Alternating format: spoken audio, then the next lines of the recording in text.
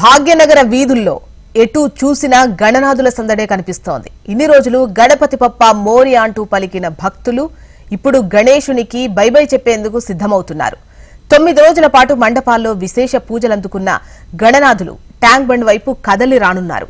ఈ నేపథ్యంలోనే tank bund లో గణేష్ నిమజ్జనాలకు సంబంధించి రూట్ మ్యాప్ ను హైదరాబాద్ పోలీసులు రిలీజ్ చేశారు.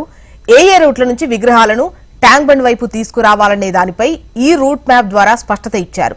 పోలీసుల ఆంక్షలను ఫాలో అవుతూ వినాయక ప్రతిమలను తరలించాలని సూచించారు.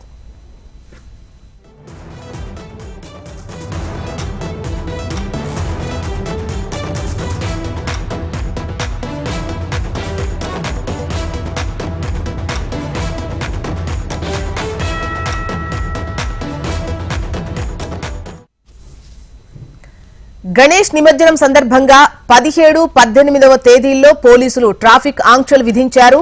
ప్రధాన ఊరేగింపు మార్గాల్లో విగ్రహాలను మోసుకెళ్లే వాహనాలకు తప్ప ఇతర వాహనాలకు అనుమతి ఉండదని పోలీసులు స్పష్టం చేశారు.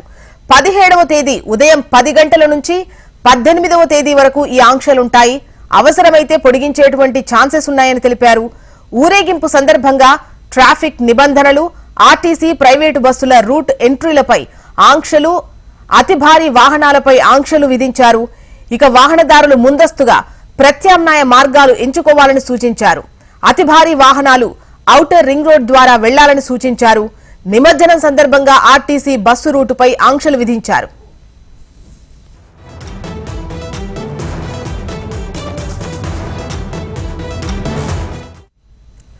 గణనాథుల నిమజ్జనం సందర్భంగా ఊరేగింపు ఏరియాలను మొత్తం 7 జోన్లుగా విభజించారు. మొదటి జోన్ రూట్ 1 వచ్చేసి సౌత్ ఈస్ట్ జోన్, రెండో రూట్ సౌత్ జోన్, మూడో రూట్ ఈస్ట్ జోన్ గా, రూట్ 4 సౌత్ వెస్ట్ జోన్ గా, ఇక 5వ రూట్ వచ్చేసి వెస్ట్ జోన్, 6వ రూట్ నార్త్ జోన్ గా డిసైడ్ చేశారు. ఇక లాస్ట్ 7వ రూట్ ను సెంట్రల్ జోన్ గా నిర్ణయించారు. ఈ చివరి రూట్ లోనే ఖైరతాబాద్ బడా గణేష్ ఊరేగింపు ఉంటుంది.